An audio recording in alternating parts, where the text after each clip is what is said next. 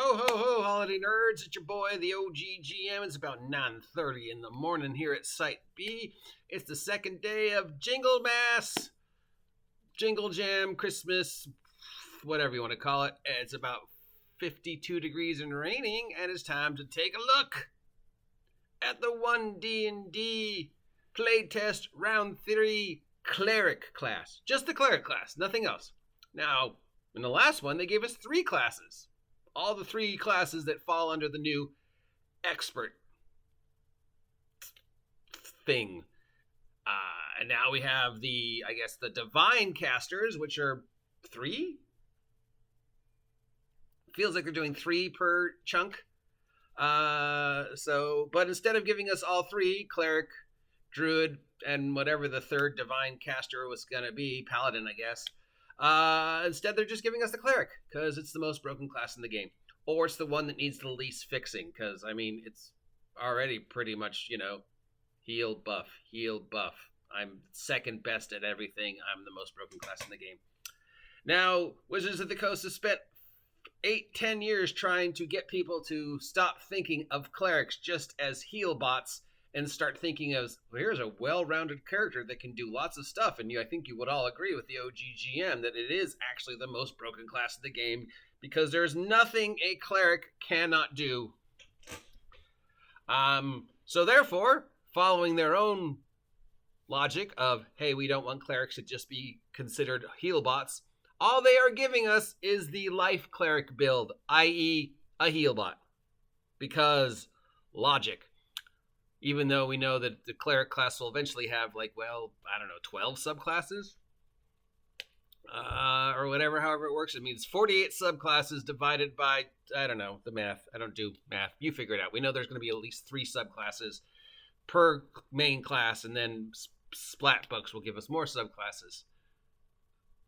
I am lopsided, or the room's lopsided, or the camera's lopsided, or the universe is lopsided. Anyways, okay, enough nonsense. Let's look to see how the clerics have changed, if at all.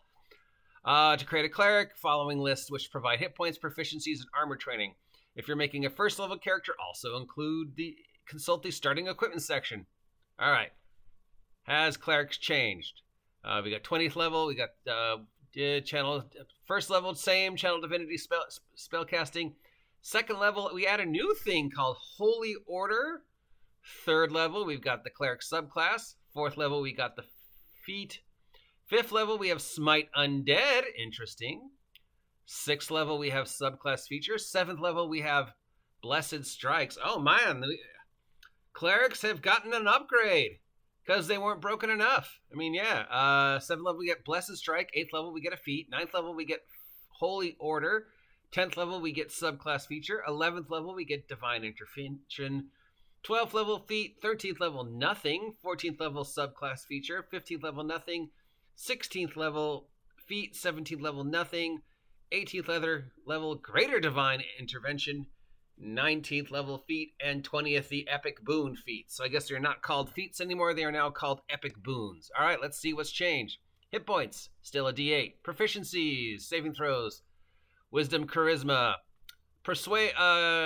skills, automatically get persuasion and religion, and you can choose 2 more from the following. History, insight, medicine, persuasion, and religion. Oh, okay, it's either or. So you could just automatically start with persuasion and religion, or you could choose from history, insight, medicine, persuasion, and religion, and take 2. I guess if you wanted to be instead of, that type of cleric. You are skilled with simple weapons. You're not skilled with any tools. Your armor training is light, medium, and shields. Starting equipment, you get 150 gold pieces for free, or you can forego all that and get a chainmail shirt, a holy symbol, a mace, a priest pack, a shield, and 7 gold pieces for free. First level, you get channel divinity. So now there are 2 channel divinities. One is called Divine Spark. It's 30-foot range, and it is a heal. Okay, so now instead of the channel divinities being specific to each class, it looks like you get just these.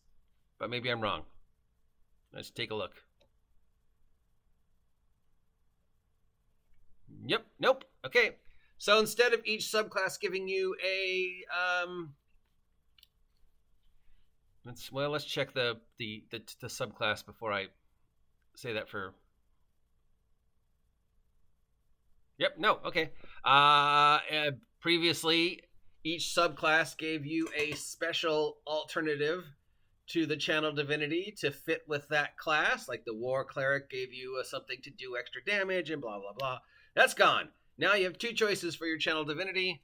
One is a divine spark, which is basically a heal at range. So as your magic action, because remember the action economy wasn't in 5e wasn't confusing enough. We've added more to it. You point your holy symbol to another creature you can see within 30 feet and focus your divine energy at them.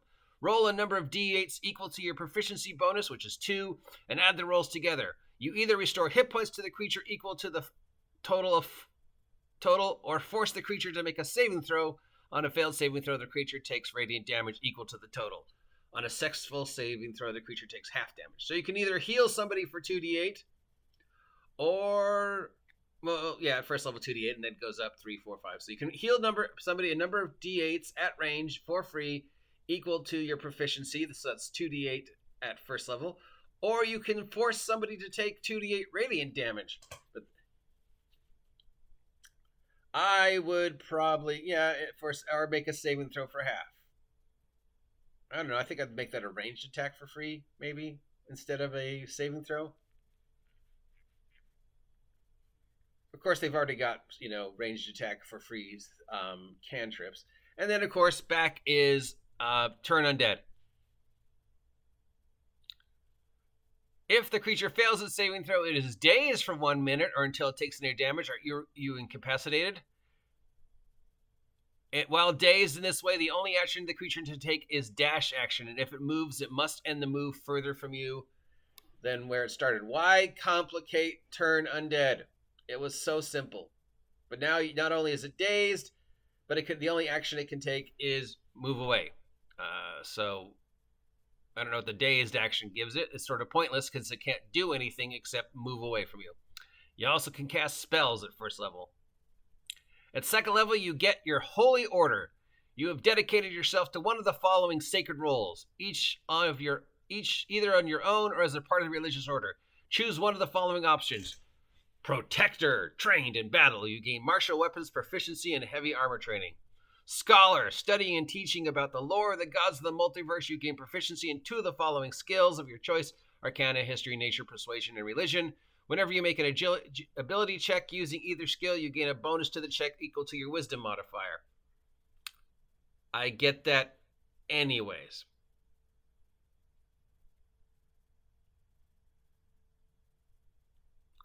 Gain proficiency in 2 of the following. Skills of your choice: Arcana, History, Nature, Persuasion, and Religion.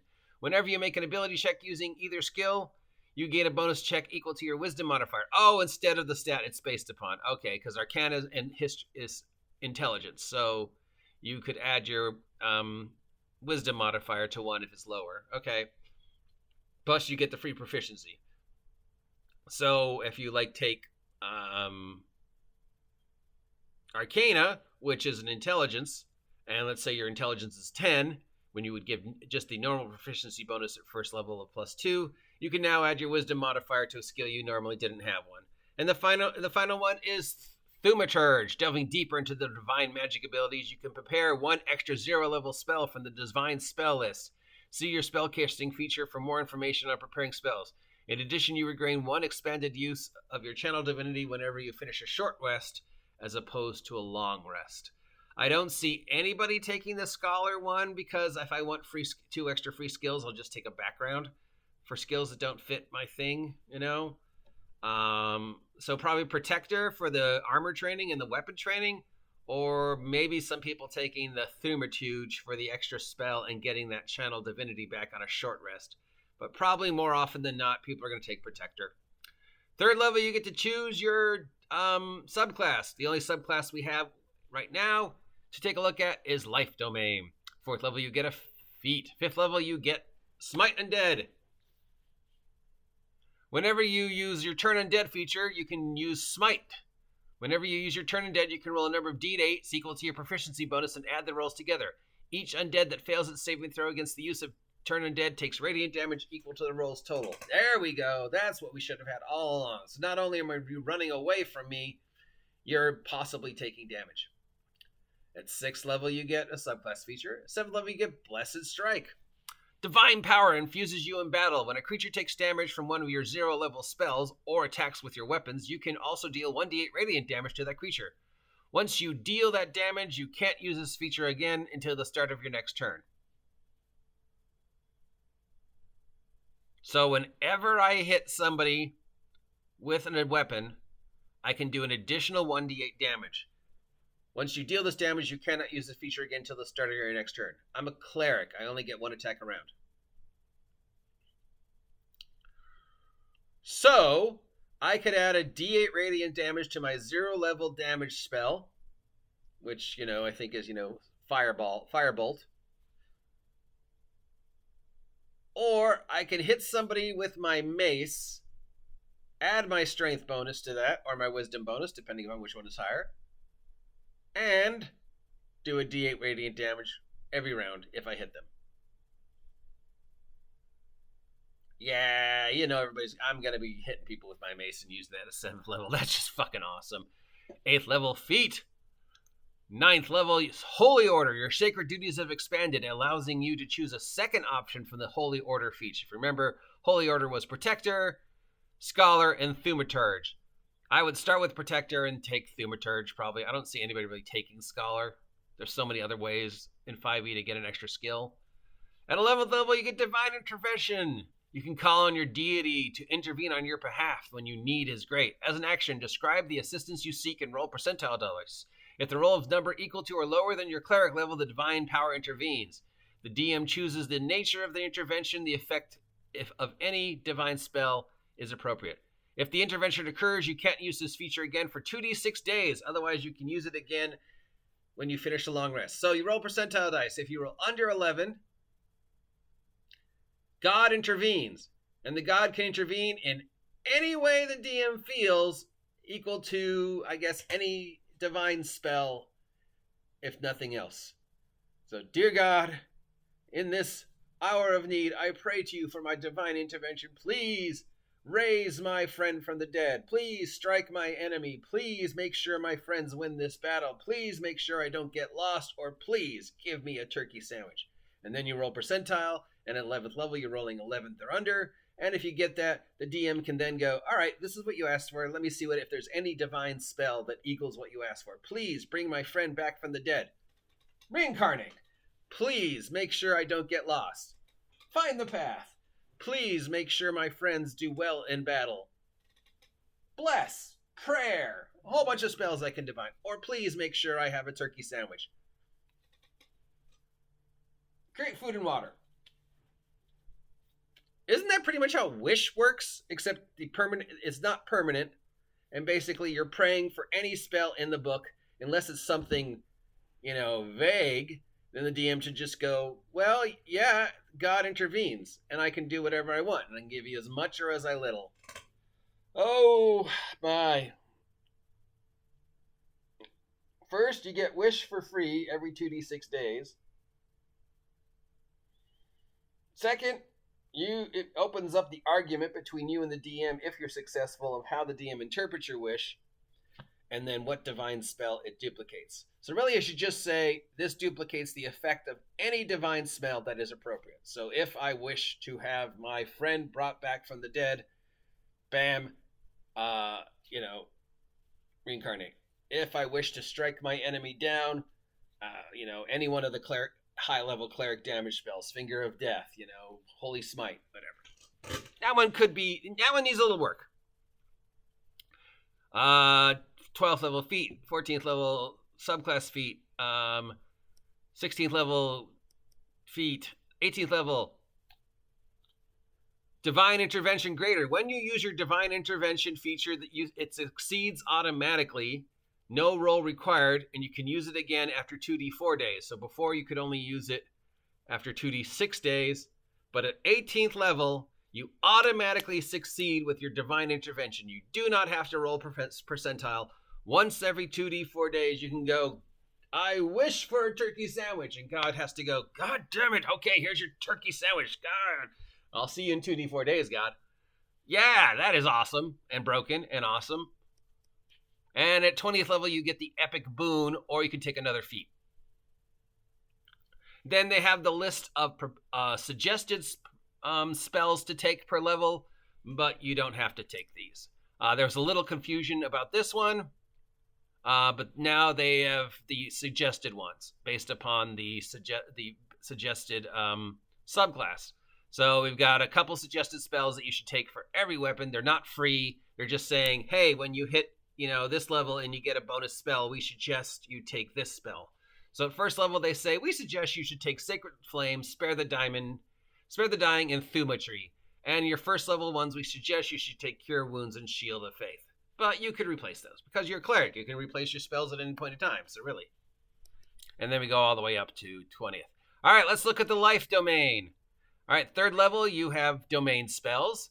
Those spells are Lesser Restoration and Prayer of Healing at 3rd, Mass Healing and Word of Revivify at 5th, Aura of Life and Death Ward at 7th, 9th, Greater Restoration and Massive Cure Wounds. At 3rd level, you also get Disciple of Life. When a spell you cast with a spell slot restores hit points to a creature, that creature regains hit points on the turn you cast the spell. The additional hit points equal 2 plus the spell's level. That is written really badly. All right, so if I use a spell slot to cast a healing spell, you will get my D8 plus you'll get an additional 2 hit points equal to the spell's level. So if I'm casting it as a first level spell, you would get a D8 plus 2. At 6th level, you can use Channel Divinity to heal a group of critically injured. As an action, you can expand the use of your Channel Divinity and present your holy symbol, restoring a number of hit points equal to 5 times your cleric level. Choose any creature within 30 feet of yourself. You can choose yourself, and divide those hit points among those chosen creatures. This feature can bring a creature's current hit points to no more than half its hit point maximum. All right, so 5 times 6 is 30. I have 30 hit points that I can divide amongst anybody I see within 30 feet, including myself.